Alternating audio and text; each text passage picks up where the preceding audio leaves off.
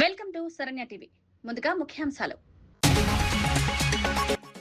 మోడీ పాలన 12 ఏళ్లు. ఏపీలో 3 భారీ సభలు, జూన్లో కూటమి ప్రచార కార్యక్రమాలు, బహిరంగ సభలు, కేంద్ర రాష్ట్ర విజయాలపై వివరణ.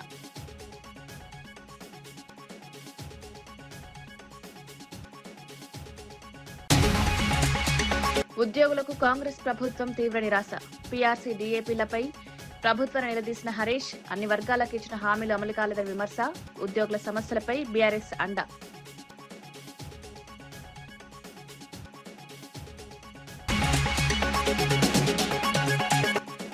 డీఎస్సీ తప్పుడు ప్రచారంపై చర్యలు. అసత్య ప్రచారంపై అధికారులను ప్రశ్నించిన చంద్రబాబు, అమరావతి అంశంలో జగన్ను తప్పుబట్టిన చంద్రబాబు ప్రభుత్వ విజయాలను ప్రజలకు వివరించాలని సూచన.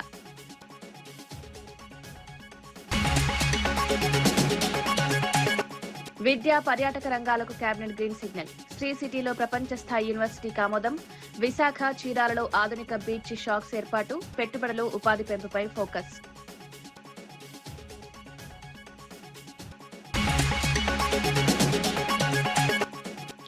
దేశానికే ఆదర్శంగా తెలంగాణ కులగణన. బీసీలకు 42% రిజర్వేషన్లకు కట్టుబాటు. కులగణన ఆధారంగా సామాజిక న్యాయ లక్ష్యం. ఇందిరమ్మ ఇళ్లతో పేద గృహ కలలు సాకారం.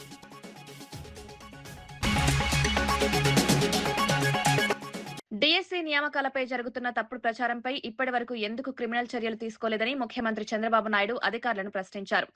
పాఠశాల విద్యాశాఖ కార్యదర్శి కోనత్ శశిధర్ వైసీపీ చేసిన ఆరోపణలకు సమగ్ర వివరణ ఇచ్చినప్పటికీ అసత్య ప్రచారం కొనసాగడం పట్ల అసంతృప్తి వ్యక్తం చేశారు. అమరావతి అంశంపై కూడా మాజీ ముఖ్యమంత్రి జగన్ ప్రజలను తప్పుదోవ పట్టించే ప్రయత్నాలు చేస్తున్నారని చంద్రబాబు ఆగ్రహం వ్యక్తం చేశారు. గత 2 ఏళ్లలో ప్రభుత్వం సాధించిన అభివృద్ధి, సంక్షేమ కార్యక్రమాలను ప్రజలకు వివరించడం మంత్రుల బాధ్యత అని స్పష్టం చేశారు. అదే సమయంలో వైసీపీ ప్రభుత్వ వైఫల్యాలను కూడా ప్రజలకు తెలియజేయాల్సిన అవసరం ఉందన్నారు. ప్రజల్లో వాస్తవాలను చేర్చేలా ప్రభుత్వ యంత్రాంగం, ప్రజాప్రతినిధులు సమన్వయంతో పనిచేయాలని చంద్రబాబు సూచించారు.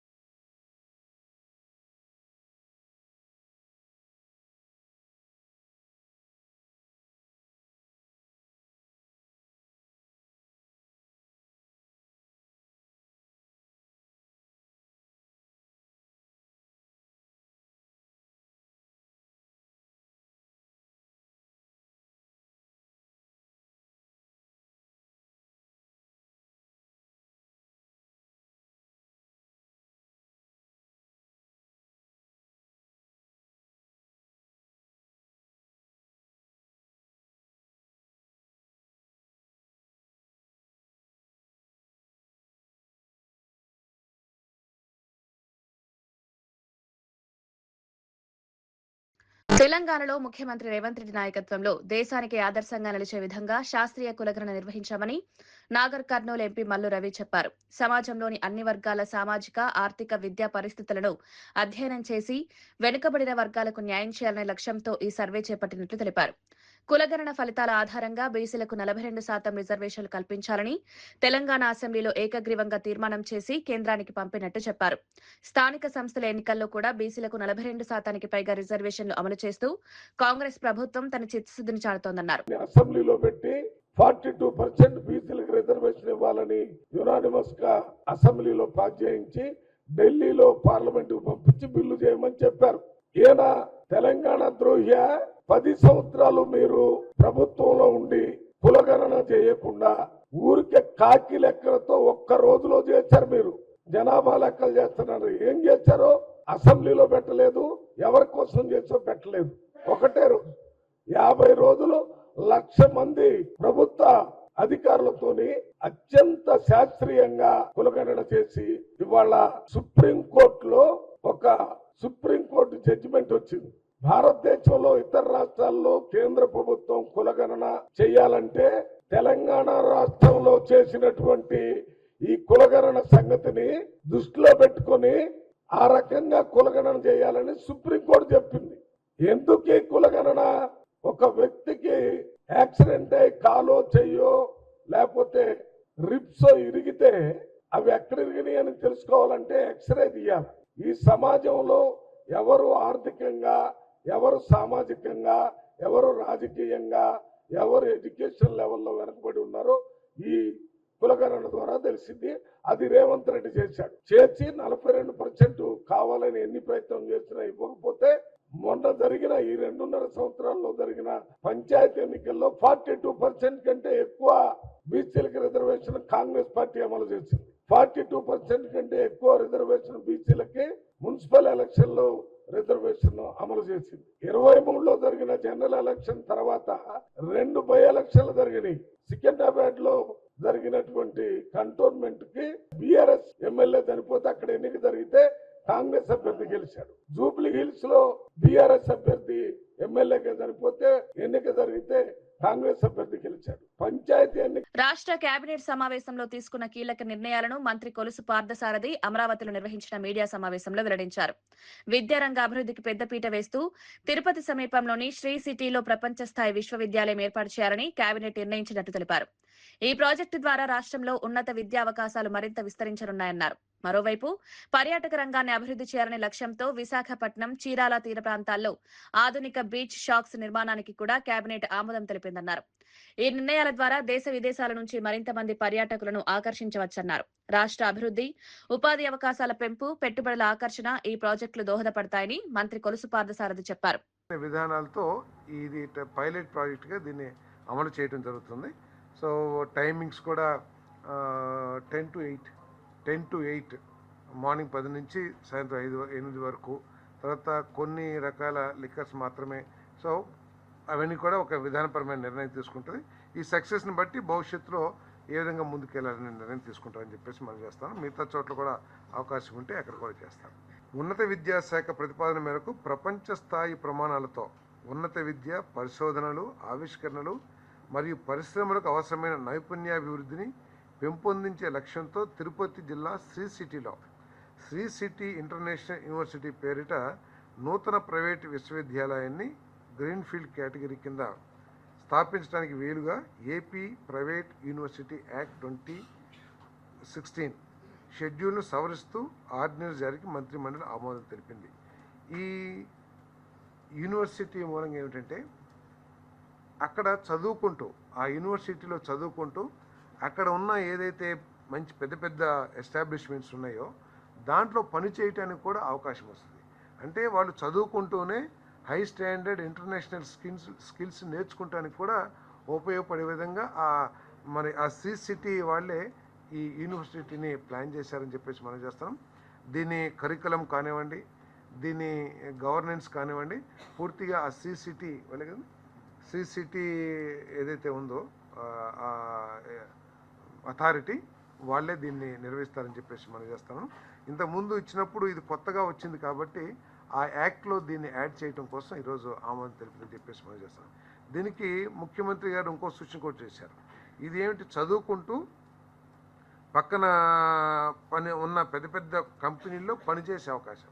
ముఖ్యమంత్రి గారు ఇంకొకటి ఏం సూచన చేశారంటే, పెద్ద పెద్ద కంపెనీల్లో పనిచేస్తూ ఉంటారు, వాళ్ళు ఒక 50 మందినో 60 మందినో క్లాసెస్ నిర్వహించి మరి ఐఐటి స్టాండర్డ్స్తో వారి పరీక్షల విధంగా రాసి వారి స్కిల్స్ని ఏ విధంగా అప్గ్రేడ్ చేయొచ్చో కూడా పరిశీలించమని చెప్పేసి, ఆ మోడల్ కూడా పరిశీలించమని చెప్పేసి ముఖ్యమంత్రి గారు చేయటం. ఇదేమో ఎడ్యుకేషన్ ప్లస్ వర్కింగ్, అదేమో working plus higher education and higher skills. అది కూడా ముఖ్యమంత్రి గారు సూచన చేసిన జరిగింది. అది కూడా పరిశీలిస్తామని చెప్పేసి తెలియజేసింది. లేదు, వాళ్ళు సీసీటీ కిందే ఉంది కదా, వాళ్ళకి ల్యాండ్ 60 acresలో దీన్ని డెవలప్ చేస్తారు. సీసీటీ అంతా కూడా దాని ఏమంటారు డెవలపర్దే కదా, సీసీటీ డెవలపర్దే. హైదరాబాద్ కు చెందిన యువ షూటర్ ఈషా సింగ్ అంతర్జాతీయ వేదికపై మరో అరుదైన ఘనత సాధించింది. జర్మనీలోని మ్యూనిచ్ లో జరిగిన ISSF వరల్డ్ కప్ 2026 లో మహిళల 25 మీటర్ల పిస్టల్ విభాగంలో స్వర్ణ పతాకాన్ని కైవసం చేసుకుంది. ఫైనల్ పోటీలో 50 పాయింట్లకు గాను 43 పాయింట్లు సాధించి సరికొత్త ప్రపంచ రికార్డు నెలకొల్పింది. ఈ విజయంతో ఒకే సమయంలో జూనియర్, సీనియర్ ప్రపంచ రికార్డులను తన పేరిట నమోదు చేసుకున్న ఏకైక అథ్లెట్ గా చరిత్ర సృష్టించింది. కేవలం 21 ఏళ్ల వయసులోనే ప్రపంచ స్థాయిలో అసాధారణ ప్రతిభ కనబరుస్తూ భారత షూటింగ్ కు గర్వకారణంగా నిలిచింది. ఈషా సింగ్ విజయం పట్ల క్రీడా వర్గాలు, అభిమానులు హర్షం వ్యక్తం చేస్తూ అభినందనలు తెలియజేస్తున్నారు. I would say I don't really change my preparation depending on the name of the game. I just keep it the same because ours is a very mental sport. it's a mind game, I would say. It's the technique was is quite simple. The only thing, the complications that you have is in your head, and that's what you have to deal with. So yeah, it's gonna be the same, and I'll try my best to get as many laurels I can to the country. PM Modi has been promoting women in sports. What is your say? What more can be done? I think it's an amazing initiative. I mean, our country doing that for women in sports, not many of them acknowledge that. Very grateful to have such a leader in our country, and I think we are seeing a lot of immense amount of women in sports. It's of course not easy for us. We have our own challenges, but I would say we are no less than the other opposite gender, and we can give best, and I will wish all of them very best. What is your message to the youngsters who are now getting into sports? I would say a sport has no bar, especially like in mine where there is no age limit. Don't let anyone make you feel like, oh, you're too young to play, don't start now. Because honestly, I did have a lot of people saying that to me, oh, she's too small, or people telling my dad, like, she's only 9, what are you doing? You know, like, let her enjoy life. But that never really stopped me, because I remember winning my state gold when I was 10. Ahmedabad లో జరిగిన yogasana world championship లో ప్రధానమంత్రి నరేంద్ర మోదీ పాల్గొని ప్రసంగించారు. ఈ సందర్భంగా యోగా అనేది మానవాళికి భారతదేశం అందించిన కాలాతీతమైన అమూల్యమైన కానుక అని కొనియాడారు. మనస్సు, శరీరం, ఆత్మను ఒకటే తాటిపైకి తీసుకొచ్చే శక్తి యోగాకే ఉందన్నారు. యోగా కేవలం వ్యాయామ పద్ధతి మాత్రమే కాకుండా జీవన విధానమని వివరించారు. ప్రపంచవ్యాప్తంగా కోట్లాది మంది యోగాను ఆచరిస్తూ ఆరోగ్యకర జీవనాన్ని అవలంబిస్తున్నారన్నారు.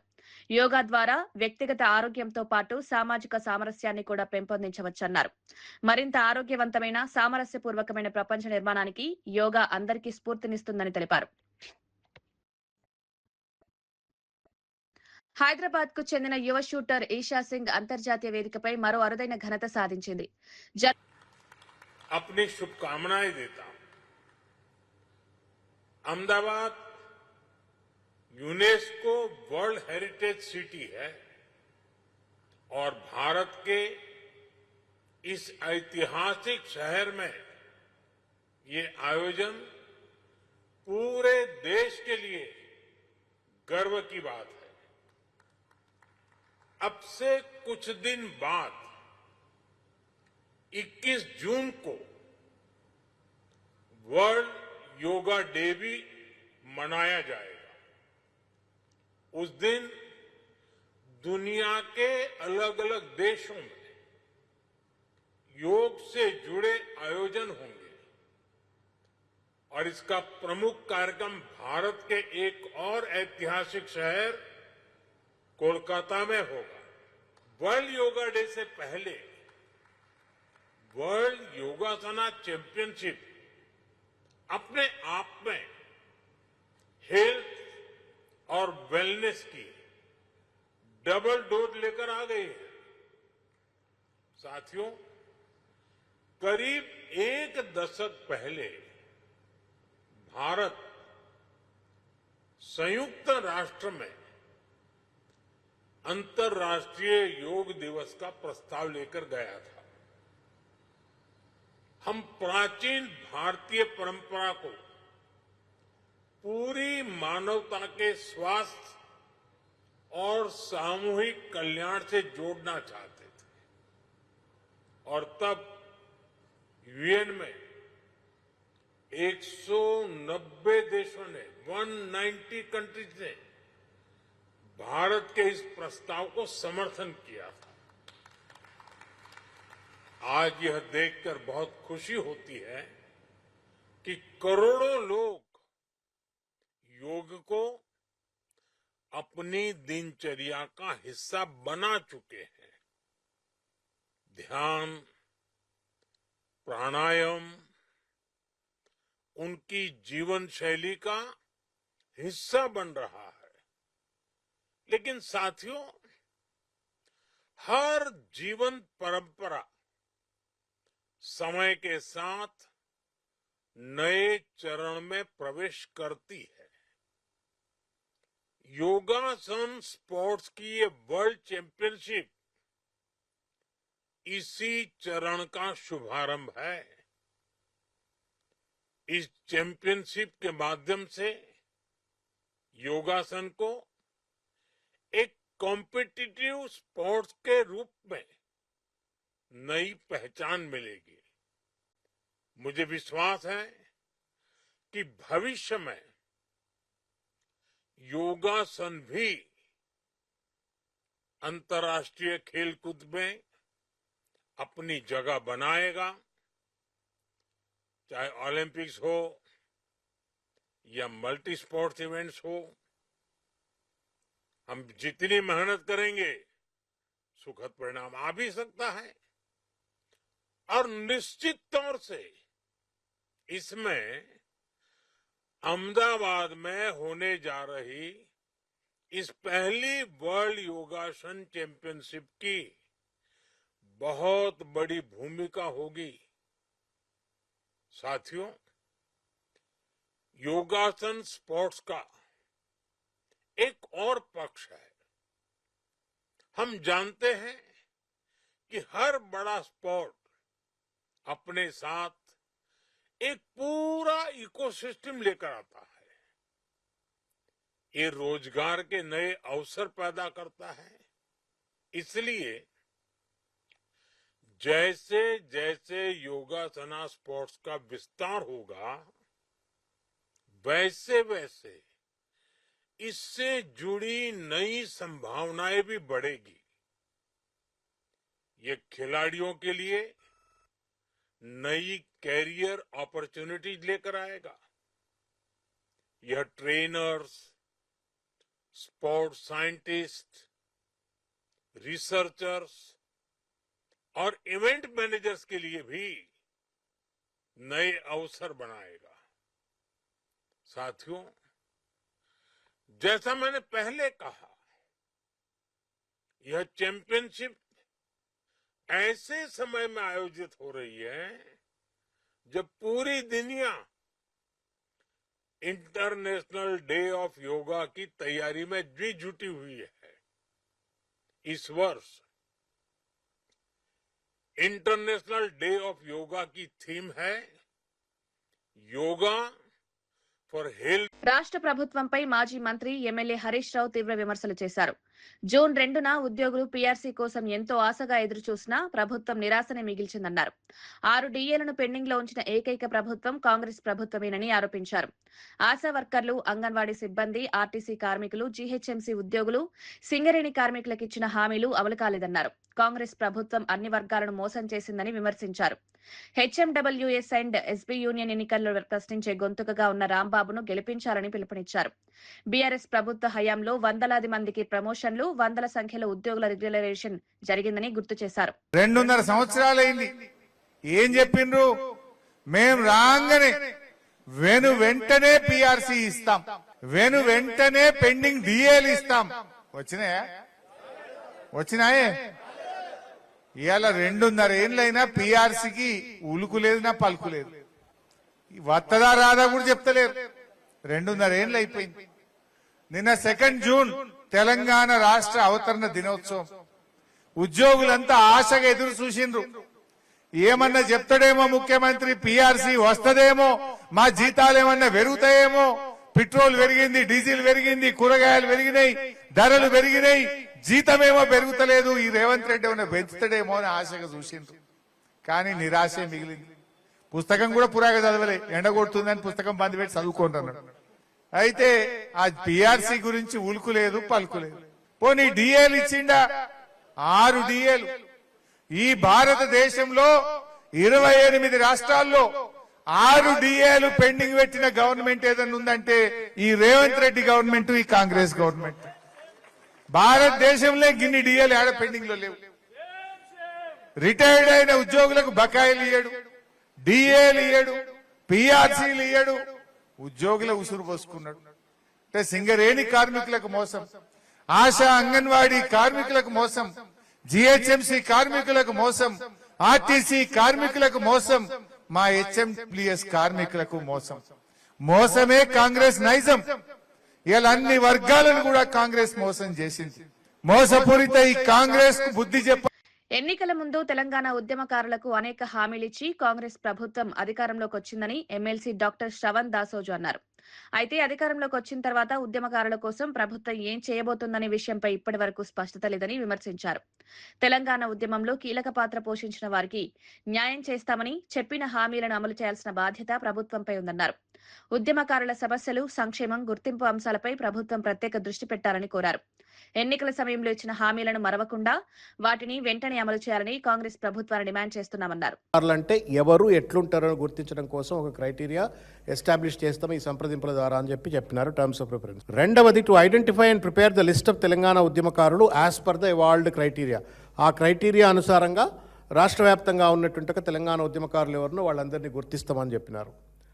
మూడవది, very carefully I appeal to you to listen, to make recommendations regarding the nature of recognitions, to make recommendations regarding the nature of recognitions, honors, courtesies, facilities to be extended to the said Telangana ఉద్యమకారులు.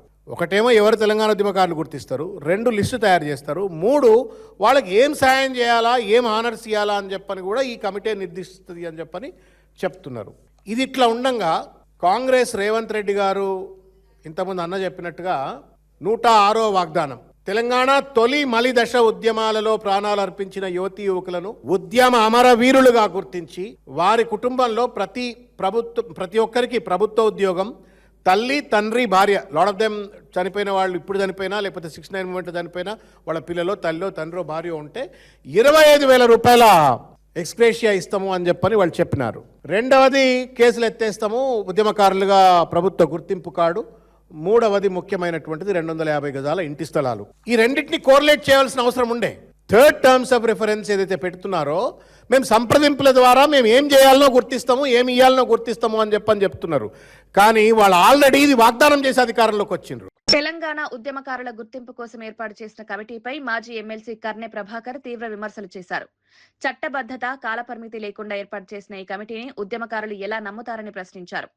అసలు కార్యాలయమే లేని కమిటీల వల్ల ఉద్యమకారులకు ఎలాంటి ప్రయోజనం కలుగుతుందో ప్రభుత్వం స్పష్టతనివ్వాలని డిమాండ్ చేశారు. తెలంగాణ రాష్ట్ర సాధన కోసం పోరాడిన వేలాది మంది ఉద్యమకారుల ఆకాంక్షలను దృష్టిలో ఉంచుకుని నిర్ణయాలు తీసుకోవాల్సిన అవసరం ఉందన్నారు. ఉద్యమకారుల సమస్యలను పరిష్కరించడంలో కాంగ్రెస్ ప్రభుత్వం విఫలమైందని ఆరోపించారు.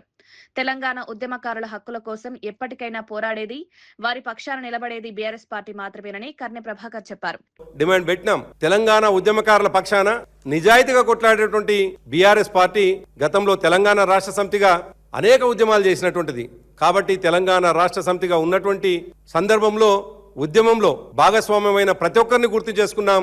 ఇవాళ వారి డిమాండ్లని అఖిలపక్షం ముందు పెట్టినాం. దురదృష్టం ఏంటంటే ఇంతకుముందే నేను అన్నట్టుగా ఆదిలోనే హంసపాదులాగా ఒక కమిటీ అని వేసినారు. ఆ కమిటీలో 6 సభ్యులని వేసినారు, ఒక చైర్మన్, 5 సభ్యులు. కేశవరావు గారి నేతృత్వంలో చైర్మన్ గా పొన్నం ప్రభాకర్ గారు, రాముల్ నాయక్ గారు, అద్దంకి దయాకర్ గారు, అదేవిధంగా కోదండరామ్ గారు, మోతి శోభన్ రెడ్డి గారిని వేసినారు. కానీ మేము అడిగినాం ఇవాళ సమావేశంలో, అయ్యా వాళ్లకు వేసినారు, ఒక పేపరు ప్రింట్ తీసి ఇచ్చినారు తప్ప కనీసం చట్టబద్ధత ఉన్నదా? మీకు కనీసం ఎవరైనా పోతే ఆఫీసర్ మీ మాట వినే అవకాశమైన ఉన్నదా? కాబట్టి చట్టబద్ధత లేనటువంటి మీ కమిటీ తోటి ఏ విధంగా రేపు న్యాయం జరుగుతుంది అనేటువంటి విషయం మేము అడిగినాము స్పష్టంగా. అదే కాదు, ఇంకా విచిత్రంగా కాల పరిమితి లేదు ఈ కమిటీకి.